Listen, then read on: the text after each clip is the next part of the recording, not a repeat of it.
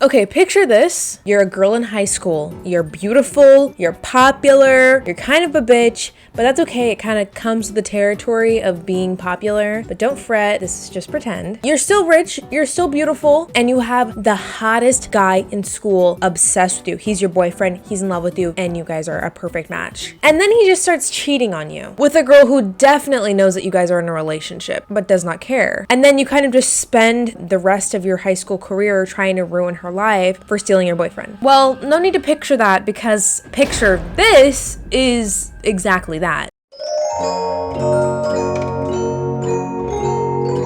Hey little monsters. I recently went through another emo phase, of course, and I was just watching romance movies in my bed at 12 a.m. and just crying. But that's okay, because I kind of inflicted that upon myself. It's only because I love love so bad. It just like makes me cry. But I was watching The Duff because Robbie Amell. It led to me rewatching the movie Picture This, the 2008 version, because apparently there's a new version that I don't care to watch.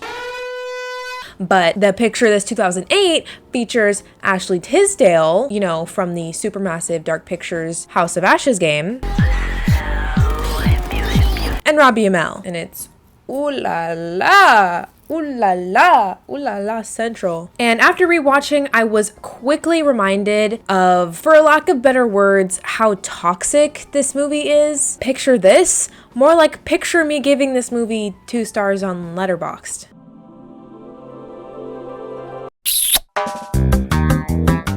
And picture this, we have 2 different neighborhoods that feed into Mandy, the main character's high school, Camelot and Nottingham. Are you guys able to spot the difference between these 2 neighborhoods? And if your answer is that one is in color and the other is in black and white, you would be correct, but that was not the answer that I'm looking for. The answer I'm actually looking for is that Camelot is rich and bougie, and you can tell by the Bentley that's getting tea served to their car door. And in Nottingham, it is still black and white, yes, but it also has a SWAT team, and they're like putting people through a metal detector to get to, I don't know, the other side of the street, which is an insane way to show that a neighborhood isn't rich. Like, these people still live in the burbs. It's just not a gated community. There is no reason for there to be a SWAT team there. Because, mind you, SWAT team deals with high-risk situations like terrorist attacks or freaking bombs. Anyway, these 2 neighborhoods are entirely segregated. The people from each neighborhood do not intermingle at all. And Mandy tells us her little secret. It's that her only goal in high school is to get Drew Patterson to notice her. All I wanted was for him to just simply acknowledge me. To just say her name. To just say my name.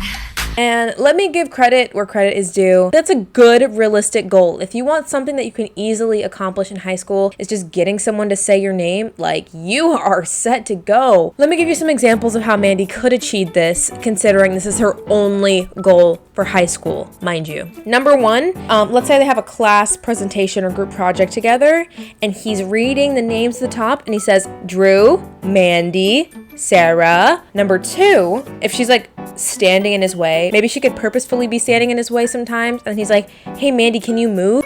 That would work. And number 3, if all else fails, she could just commit a heinous act at school and then blame it on Drew to the principal. So then the principal calls Drew down to the principal's office, and he's like, hey Drew, I know that you beat up this student, and do you want to know who told me? It was Mandy. And then Drew's like, what the fuck? And then he goes and he finds Mandy. He's like, Mandy, what is wrong with you? What is your issue with me? And then he beats up her too, even though he didn't beat up anybody in the first place. It was actually Mandy.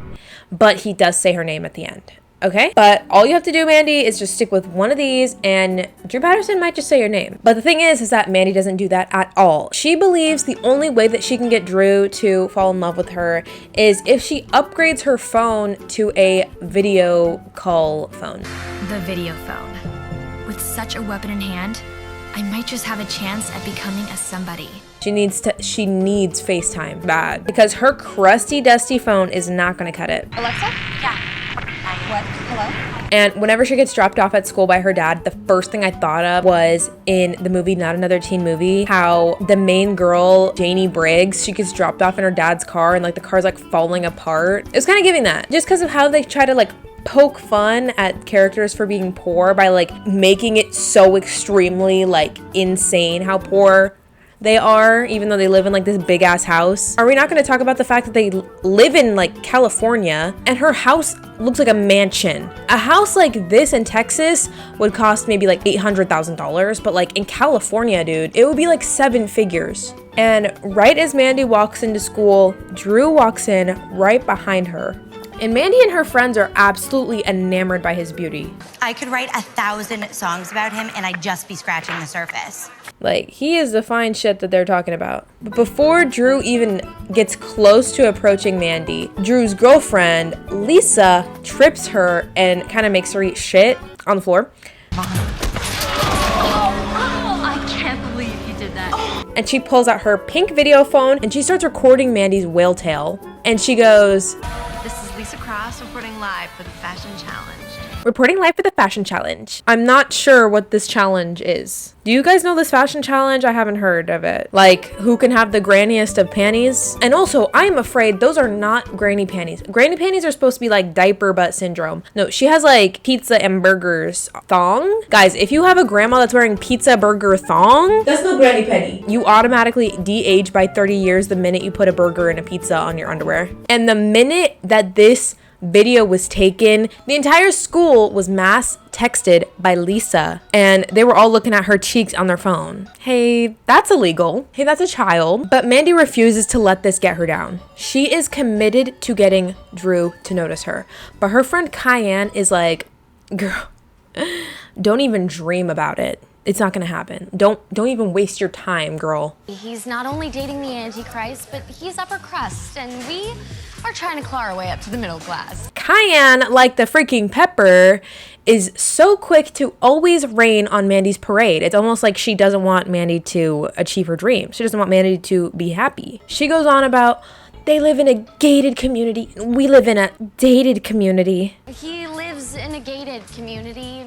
We live in a dated community. And girls, just because it's in black and white does not mean that it's actually old. It was just a filter. So Mandy's first approach is to join the swim team, and hopefully that will make Drew notice her. But Mandy is blind, and she immediately bonked her head on a diving board and fell into the pool immediately and started drowning.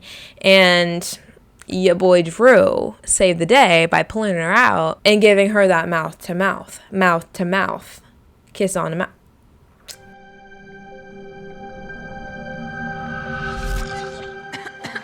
And he also kind of put his hands on her lalas. Your hands. To give her CPR, of course. He might as well have spun her around and gave her a passionate kiss on the lips, but... And not to mention, he says her name. All right, Mandy. My name. You said my name. End of movie, right? Like, she got exactly what she wanted. No reason to keep freaking going.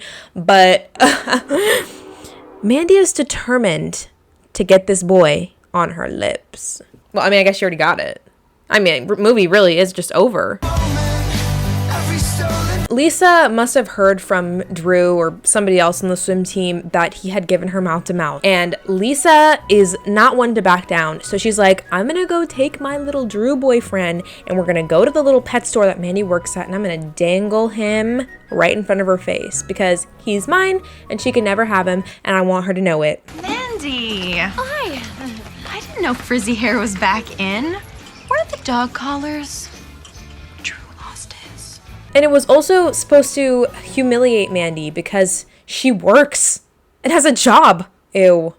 Ew. That is so gross. I prefer my girlfriends with no money, no job, no aspirations, no life goals. Just sit all day and be pretty. But you know what? I bet Drew won't even look at her ever again. So honestly, Mandy, it's time for you to give up on your... Sorry about Lisa and her superiority complex. Never mind. He just went straight up to her. Just followed her. Just went straight up to her. And he apologized for his girlfriend's behavior too. Like, that's strange. Not that he's wrong. I'd even take it a step further to call her a witch. But dissing his girlfriend to a chick that clearly has the hots for him is not a cool move. But from an outsider's perspective, it really just seems like he was going to check on her to make sure that she was okay. I mean, especially since she literally nearly just drowned. So maybe he's just being a nice, caring guy. Until she walked away from him and then his bitch ass followed her to get to know her better. I'm going to UCSB for zoology, and then I'm going to be a vet. How about you? USC, business school. Follow your dream and all that. He asked her a few questions about college and then he made his way to the door. And Mandy kind of knew that this was like her last chance to kind of catch Drew in her area, I guess. And she shot her shot. She's like, when can I see you again? And he was like, tomorrow. So he made plans to meet with her the following day at the school commons. So the next day comes around and she immediately looks at Drew's profile. Who am I kidding? I'm so not ready for this. Yeah, girl, you're not ready for this. You're going after a guy who has a girlfriend. What are you thinking? And guys, I'm gonna need you to remember the fact that even his profile said that he is in a relationship with Lisa. In a relationship with Lisa right now. It is this day. And he said that, okay? Once she gets out of her bed, her dad surprises her because it is her freaking birthday. So she gets some contacts because you guys know glasses makes people ugly. That's why I have mine off today. He got her the new video phone, and those aren't the only two gifts that he has plans for her. He also architecturally designed a duplex concept for them to live in whenever she goes off to college, so that they're basically like two apartments stacked on top of one another so that they can have each other right there. Those two apartments are so close.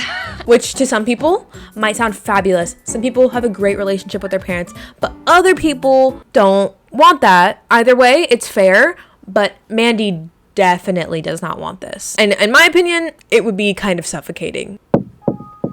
Good morning, kitten. What are you doing in my room? Well, I'm not in your room. I'm in my room. I just opened up our connected window so that I could see you sleeping like a little angel here. And this little dream sequence is a pretty good demonstration of how she's feeling. Hey kid, and don't forget the floss. So after school, Mandy goes to the commons to meet up with Drew, and she is planning on going somewhere like a little restaurant or somewhere to sit and look sexy, and then her friends are going to be on the lookout, find Drew, tell him where to find her so that she could be like nonchalant and chilling whenever he comes up. And she goes to a little Mexican restaurant that her school has on its campus. I would literally do 5 backflips to have a Mexican restaurant at my school campus. Chips and salsa right outside of my marketing class, bitch, I'm right there. I will be right there. Don't fret. I think the closest thing that my school ever got to like yummy food was processed oats and like goat milk. The only time we ever had like normal food was like pizza day, and I think that was only one time a month, like on a Friday. And if you miss that day of school, wait till next month. But the thing was, is whenever you did get the pizza, it was like acid reflux for the rest of the day. Kind of worth though, because it was yum.com. But right after the girls split up, Cayenne and Alexa are looking for Drew, and Cayenne is convinced that Drew's intentions are not pure with Mandy, because why else would the hottest guy in school be after our ugly little friend? Like, actually cut her some slack. Don't be so rude. I hate to be that girl also, but like, look at that man. Who really cares what his intentions are? And Drew finally bumps into Mandy's friends, and instead of responding like a normal person, Alexa starts recording Drew and video calls Mandy. I couldn't find that name in your contacts. Do you have their phone number? No. She video calls Mandy and just shows Drew, and it's literally just him looking confused. I don't know. Yeah. Cayenne finally just says jalapenos. Jalapenos. And Drew just takes a picture of them. Thanks. Smile.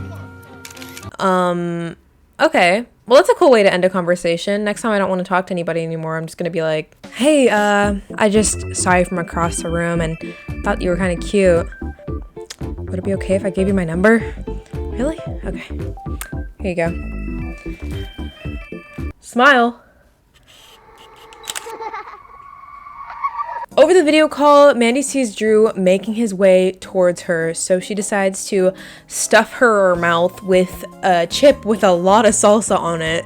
And I would be able to handle something like that, but she's not. But I don't know what else she was expecting because the place was literally named Jalapenos. So after eating this chip, she immediately runs to a drink dispenser and starts funneling it into her mouth. Of course, Drew sees this and immediately takes a picture. I guess that's his thing now. So Hercules. He kindly offers her a drink so she doesn't have to guzzle it from the tap anymore. They start chit-chatting a little bit. Drew compliments her laugh, and then he starts ranting about how Lisa never laughs. She's got a burn and scream, though. And when does she... I mean, how do you know? Scary movies. Scary movies, duh. Guys, my thing is, if you're dating someone, you should never hear them make sound ever. It should be silent. Absolutely silent every single time you interact. Like, you shouldn't even be talking to them. And that's probably why Drew is with Mandy now, not his actual girlfriend. Okay, that finally makes sense. Drew invites Mandy to a kickback at the lake after their little date, and this isn't good. Mandy's dad explicitly told her whenever he gave her this phone, you are not allowed to go to the lake. I don't know why he knows about the lake, but he said do not go there. In fact, promise me you're not gonna go hang out with the delinquents at the lake. Dad, okay, I won't, I promise. Because apparently that's where the delinquents go. He said that he'd meet her there in 20 minutes. 20 minutes is not that long of a time. I feel like it probably would take 20 minutes to even get there. I don't even know why they wouldn't just go together, but sure. Back at Mandy's house, her aunt and her little cousin come over to visit the dad, and Mandy's dad is telling her all about how he had just bought her a video phone and how he designed this duplex for her. And Mandy's aunt is kind of appalled by the fact that her dad is being so overbearing. God, she's not a little girl anymore, she's a woman. Mandy finally makes it to the lake, and Drew is there already taking pictures of her like a freaking creep. In her benefit, I feel like he genuinely really likes her because he's being so like cutesy bootsy about it. Like taking her picture, that's actually really cute. He approaches her and they hug for like 10 minutes.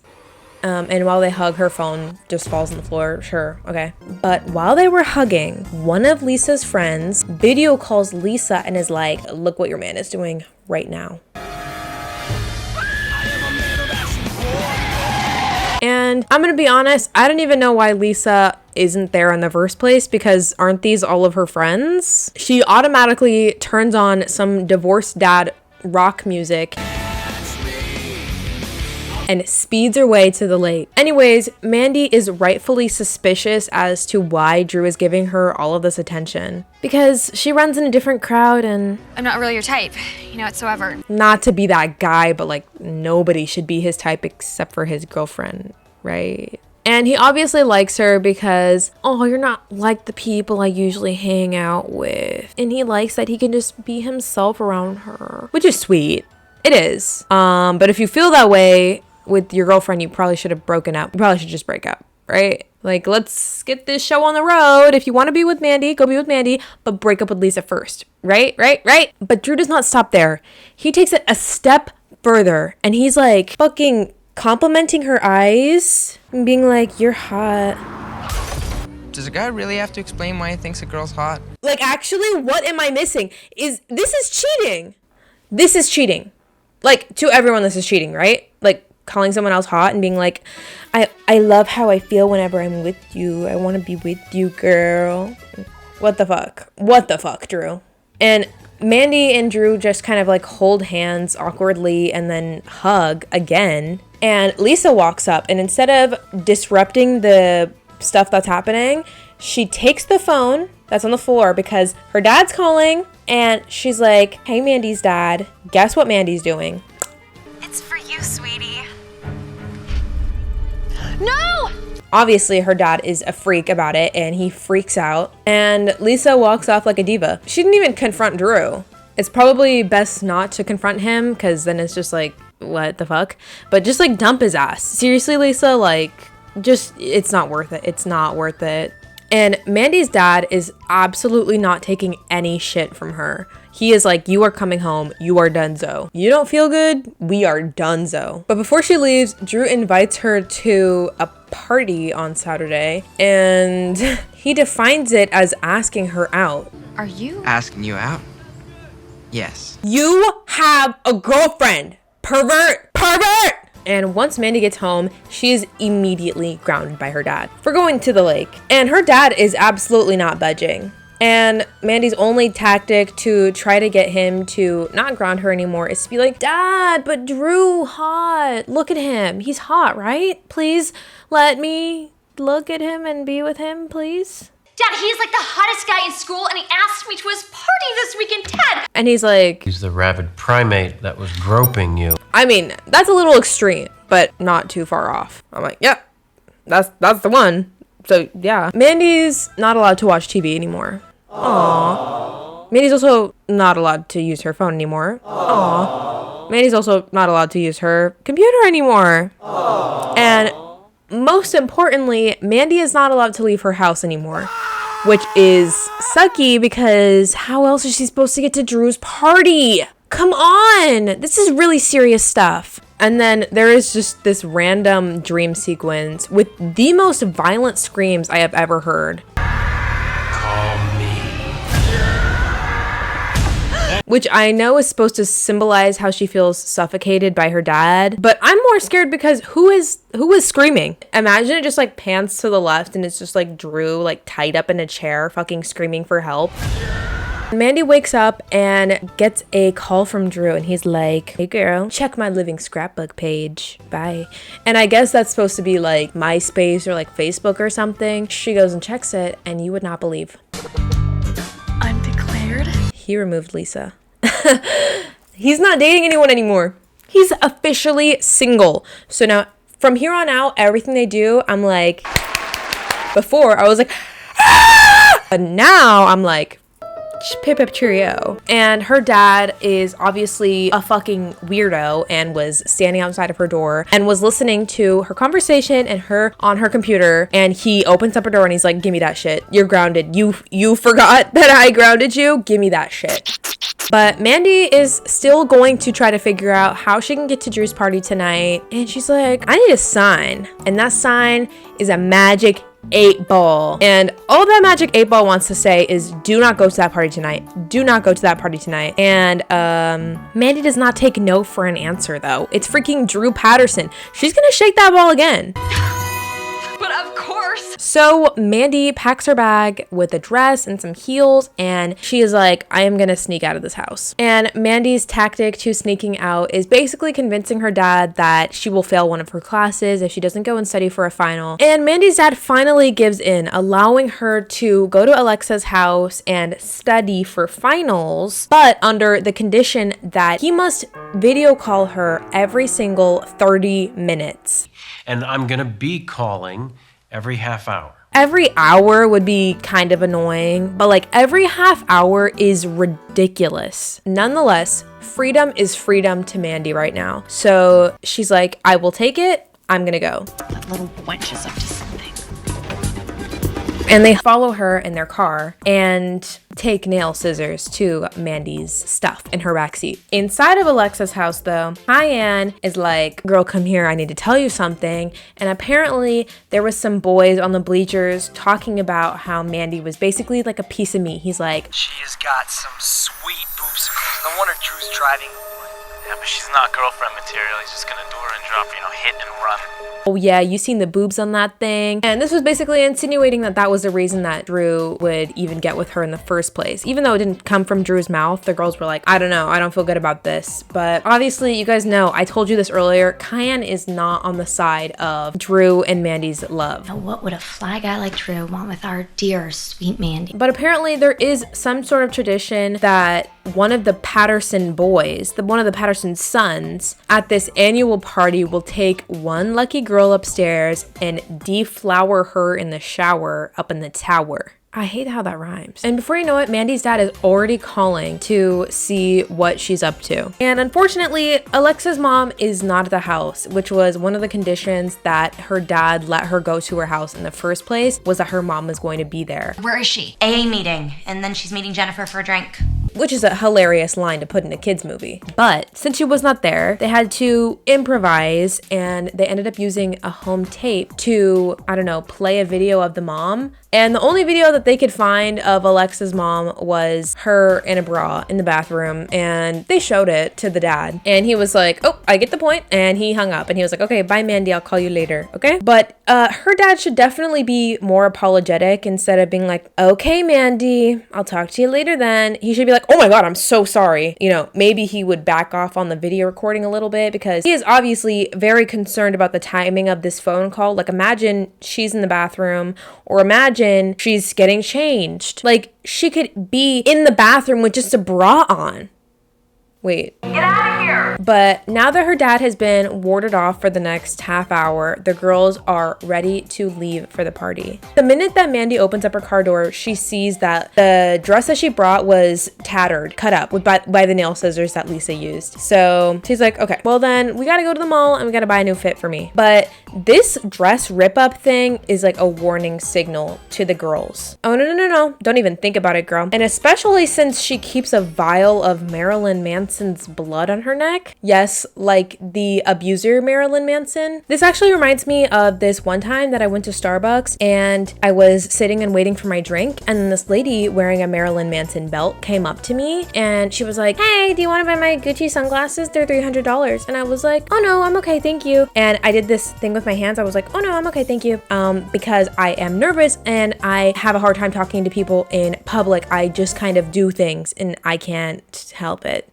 And then she walks away and then she comes back to me and then she's like, why did you wave your hands at me like that earlier? Like, what was up with this hand wave? You should watch how you're speaking to people because you never know who you're talking to. And then the Starbucks barista called out her name. It was something like ethereal and magical, like flower or something.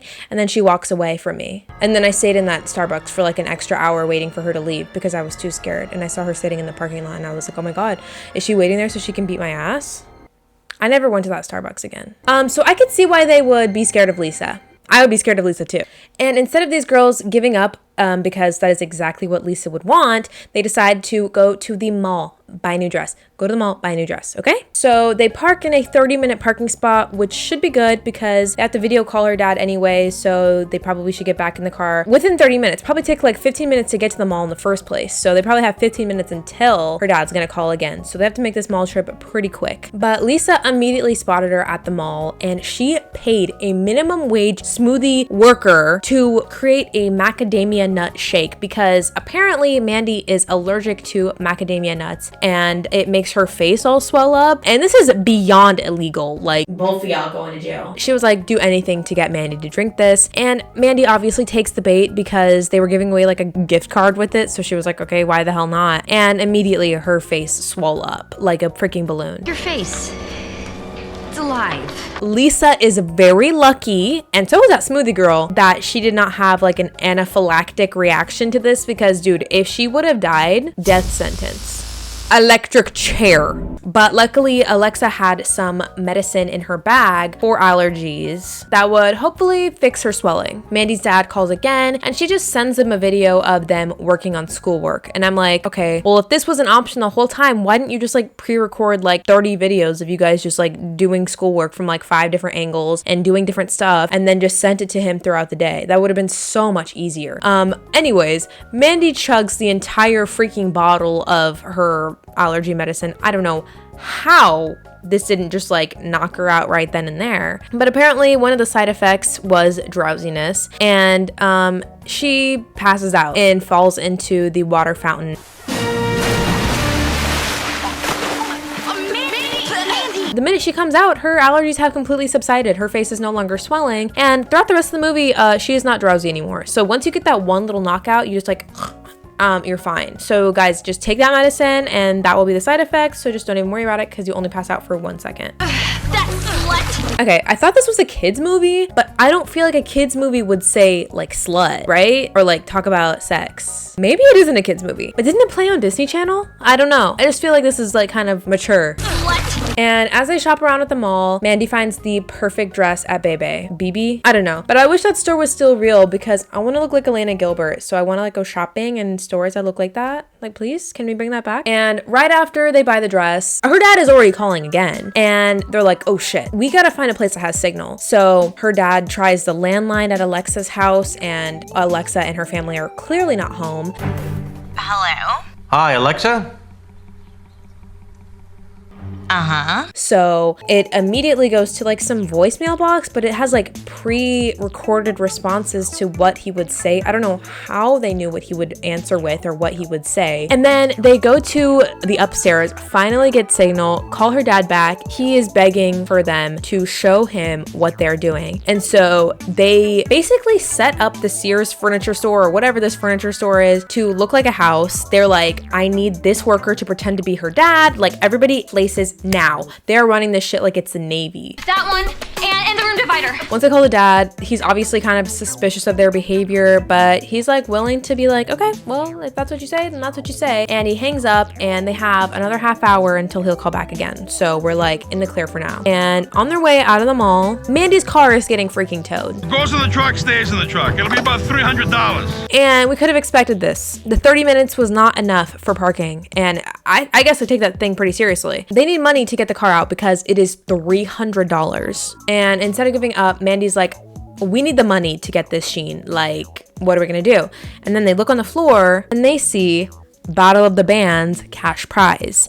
And they were like, okay, well, Alexa and Cayenne are in a band together. Let's just have them do it and try to get money so that we can get my car out and go to Drew's party. And that'll be that, okay? And I know a lot of the stuff that's happened so far has been Lisa's fault, but considering the amount of things that have gone wrong at this point, I personally would probably just give up. I'd be like, you know what? Maybe tonight's not my night. This is a lot. At the Battle of the Bands, Alexa has terrible stage fright. So she is like, I am not going to enter this competition. I absolutely cannot do it. I feel dizzy, like I'm gonna pass out and wake up in a pool of my own making.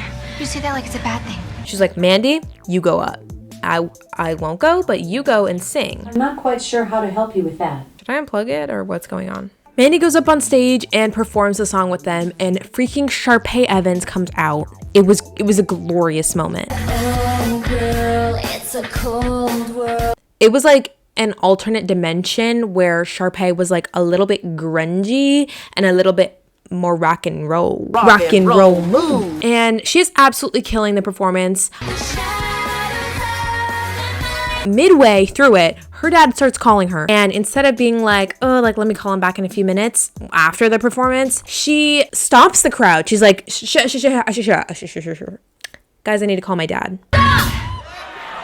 And she explains to the audience her first world ass problems. Hey guys, so this really hot guy at school, I want to date him. I've never had a boyfriend and my daddy won't let me. So I'm gonna need you guys to help me win and help me convince my dad that I'm anywhere but here, please. Oh, who is you? Like, actually, who do you think you are? I don't mean to be rude, but like, main character syndrome is crazy on this one. I'm asking nicely. She is just begging the audience to help her. I don't know what she is begging them to do in that moment, because what are they supposed to do? I mean, at that point, just saying help me is not doing anything. It's kind of giving in Love Island whenever Curtis and Ekin-Su were fighting and she looks at Luca and she just goes, help me. Help me. She convinces her dad that the girls are taking a break and watching a DVD of like some dance movie, and his annoying ass is like, show me. The fuck? I won't be showing you shit. Actually, she does decide to show him, but she's like, audience, follow me. And so she is like moving with the phone and they're like fucking copying her moves. These people are so nice. Honestly, I don't feel like any real group of people would be doing this. Like, people at concerts of people that they love are like throwing shit at them. So I mean, I don't feel like any real people would do this. And dude, they were like cooperative as hell, like, pausing and everything. Huh. And after her dad hangs up, everybody rejoices, and then she just finishes the performance like nothing happened. And the girls' band, Dead Meat, ended up winning Battle of the Bands. I don't know what else we expected. So she was able to have enough money so she can get her car out of the freaking impound. At the Battle of the Bands, they changed into their party outfits. Well, it was really just Mandy that changed into her party outfits. I don't think the other girls changed. But Lisa has been stalking her. Oh my god, she's a zombie. She keeps rising up from the dead. And Lisa, unfortunately, did get a sneak peek of her party outfit. And they're like, you know what? I am not done sabotaging this girl. So she calls the guy who works at the front gate of the neighborhood. And she is like, absolutely do not let this girl in. Her license plate is this. She looks like this. And she's going to try to get in. But she's a Drew stalker. Do not let her in, okay? She's with 2 other punk-ass girls. Don't let her in. And they're like, okay, well, now that she's not coming to the party no more, let's go just steal the dress that she got. Let's go to the mall. Let's go buy the same exact one because it was cute. But my thing is like, if this was actually a real scenario, I feel like the girl that you literally hate, you would not want to wear anything that she would ever wear ever, right? Am I crazy for saying that? They do say love and hate are not too far apart on the emotion scale. So maybe Lisa's just a little bit. And once Mandy makes it to Drew's neighborhood, the guy working the gate has been tipped off, obviously, because we all witnessed the phone call with Lisa. And he tells them to just go home. I'm gonna call the cops, all right? So why don't you just back away and back off? And Cayenne's like, okay, maybe he's right. Maybe we should just give up. The only list we're on is the loser list. And I'm like, okay, at this very point, you have done far too much to give up right now. I'm gonna need you to stick to your guns and just go to this damn party. However, like whatever it takes. Otherwise, you'd be like a freaking loser. I'm sorry. And back at Mandy's house, her dad was left with the nephew of his sister's kid, right? And she's like, please watch him for the day. I'm just gonna go out shopping and da-da-da-da-da. And this kid does not like Mandy's dad. He is avoiding him and running away every chance that he gets. And I don't know, maybe this kid has like instincts that he's like rude and annoying, but this little boy's first course of action is to take the duplex that the dad built, and he's like running around the house with it because he doesn't like the dad. He don't like the dad. And Lisa calls Mandy's dad and she's like, hey, have you seen Mandy? Like, she was supposed to bring the booze. And this obviously made her dad flip out even more. Even though it hasn't been 30 minutes since her last phone call, her dad is like, I'm calling Mandy right now. Mandy tries to convince him that she is not in the car whenever he calls by not steering with her hands, by closing her eyes. Hell, she even pulls the key out of the ignition. I don't know how the car is still moving forward. I mean, considering the fact that my car is like, what, 2014, 2015, and it would never even dream of doing something like that. I don't know how the fuck her car is doing this, but I don't know. I've never used a car from whenever this car was made. It looks like a 90s car, right? But I've never used a 90s car, so I don't know. Maybe it does that. You should not be able to drive the car without the key in the ignition. Anyways, he finally believed her, and the girls nearly get into a car accident. Imagine they just like died there and the movie was over. I don't know. I don't know. It's a lot for me. This movie is quite overwhelming. I cannot lie. And after the dad hangs up the phone, the little nephew immediately breaks this duplex design that the dad made. And he kind of just gives up, and he's like, you know what? Like, let's just watch some Sesame Street. So they both go into the bedroom, turn on the TV, and then they start watching like freaking birthing videos. I'm like, hello? Yes, good. Darling, that's not Sesame Street. But he was trying to have his like redemption moment. Like, you know what? My daughter is a person and she means a lot to me. I don't know. But I don't think that this little 4-year-old boy wants to be watching a grown-ass woman give birth to a baby. But after her near-death experience, the girls come up with a final master plan. And that is to pretend to be cleaners. The sign. To go to Drew's party, and they use like whiteout on their license plate to change the numbers on it, which is pretty funny. I like that. And the gate guy has suddenly completely changed his perspective on these 3 girls. He's like, ooh la la. Bonjour, bonjour. But this is supposed to be like a whole joke here about like where they're from, because they're pretending to be, I don't know, Spanish speakers, but this guy thinks that they're French and German because he's speaking French to them, and then he's like, ugh, Germans. Okay? Germans. That was the worst joke I've ever heard in my whole life, and it was racist. So meanwhile, Mandy's dad is back at the home fixing the duplex that the little boy broke, and he hears like little kid giggling like horror movie challenge, and he's like, well, let me go see what this kid is doing. And he is literally watching Babes Gone Bonkers. Oh god, oh god. God. which is basically, if you don't know what this is a parody of, it's like Girls Gone Wild, which is literally just like videos of this guy who's in Florida or something and just recording girls who like flash their nipples or something like that. And this 4-year-old should absolutely not be watching that. Let's not tell your mom about this, okay? But it is kind of ironic, right? The fact that Mandy's dad is like not letting Mandy do anything, but this little boy Peyton, 4 years old, is literally watching like softcore corn, and dad didn't even notice. Dad did not even notice. So to get Peyton off of his plate, he is like, let's play hide and seek, go hide, and I'll look for you in like 2 hours, okay? Bye! You hide, and I'm gonna count a really big number, then I'll come find you. The girls finally make it to Lisa's party. They see Lisa has completely copied Mandy's outfit. This was the icing on the cake for Mandy for some reason. I'm not sure. But they were like, no, she stole my dress. And that was the reason that she wanted to give up. She's like, we should just go on. Let's just give up.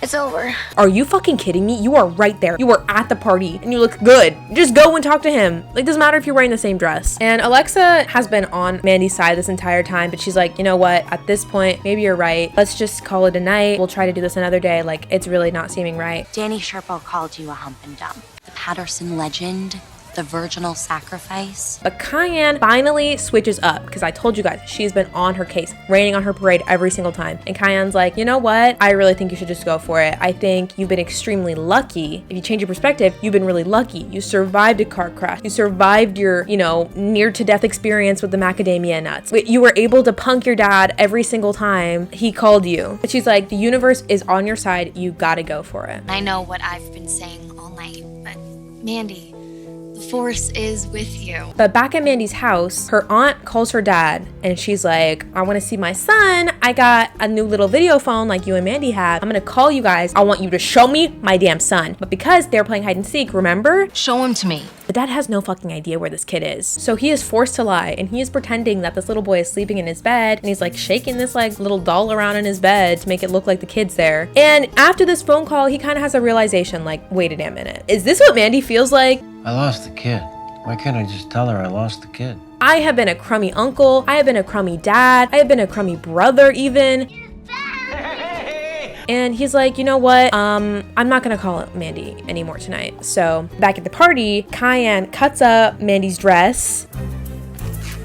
And you would not believe how different it looked. She just cut a slit on the side of it. And I was watching this on YouTube Movies, and there was this comment, which I think fit the moment perfectly. Oh no, we have the same dress. Rip's dress. So different. And she makes her way to Drew, and they finally have their moment. And obviously, everybody is staring at them because they have freaking looky-loo syndrome. I hate bitches who have looky-loo syndrome. Just look at your own shit. Mind your own damn business. But whatever. And Drew offers to take Mandy somewhere where they can be alone. This place being the tower. Mandy's like, okay, well, before I go up to this damn tower, why isn't my dad calling me? He should have called me like a minute ago. So she calls him and he's like, I realized I've been kind of doing too much. I haven't let you do your own thing. I'm just gonna, let you enjoy your night and I'll see you later, right? I trust you. And that was really what Mandy needed to hear. She needed to be able to make decisions for herself and decide what was good for her and what is not good for her. Mandy hangs up the phone and she goes upstairs to the tower to meet with Drew. And up in the tower, it is literally just frames of pictures that he's taken. There's even a picture of her in there, which could be creepy or it could be really sweet and endearing. I'm not sure yet.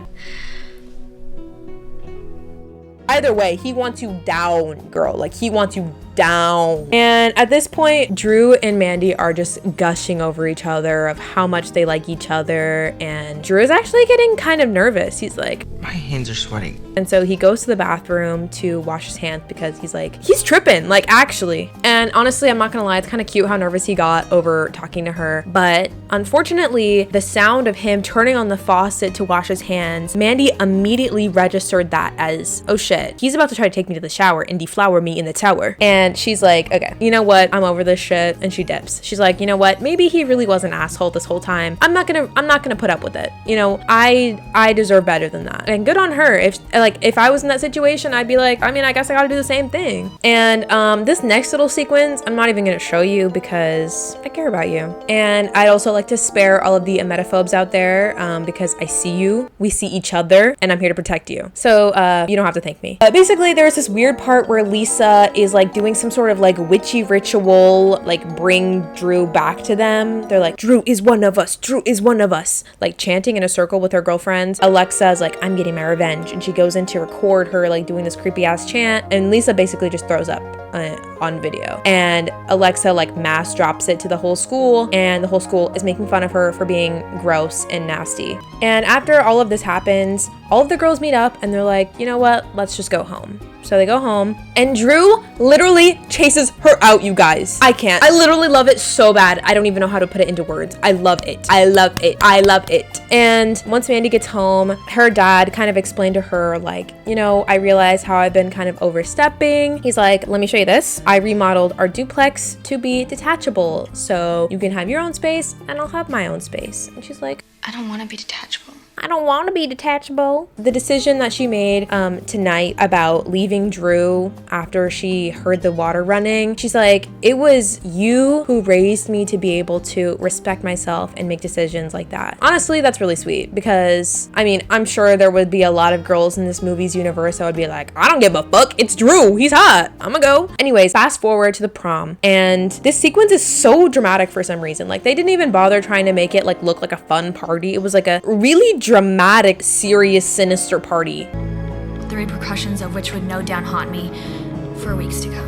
And as Drew is getting crowned prom queen, Mandy walks out and he's like, that's my girl.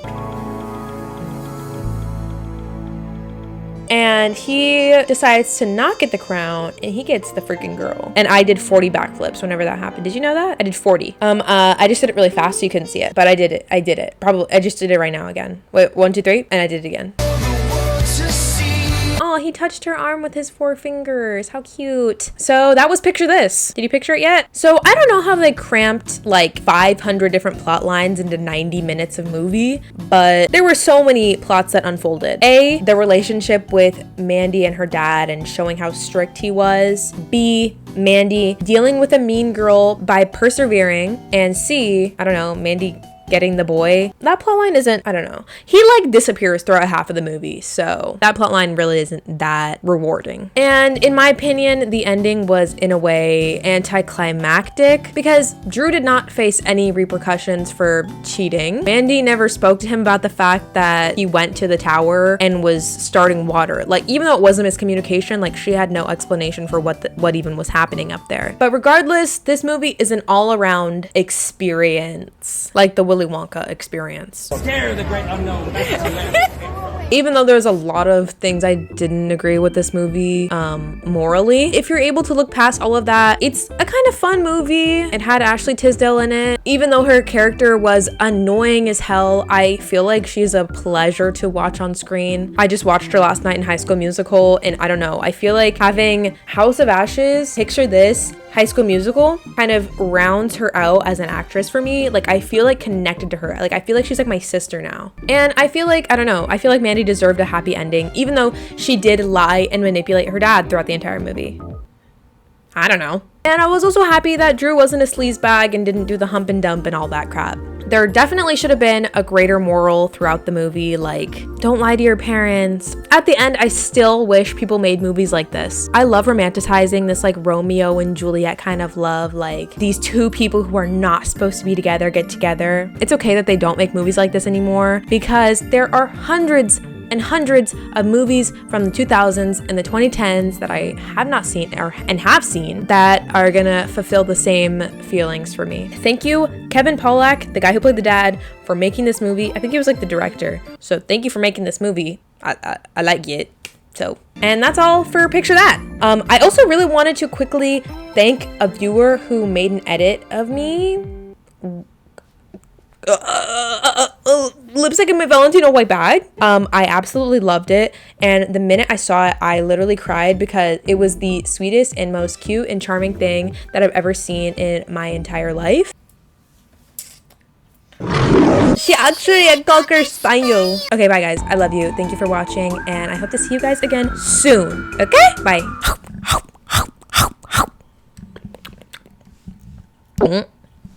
Yum!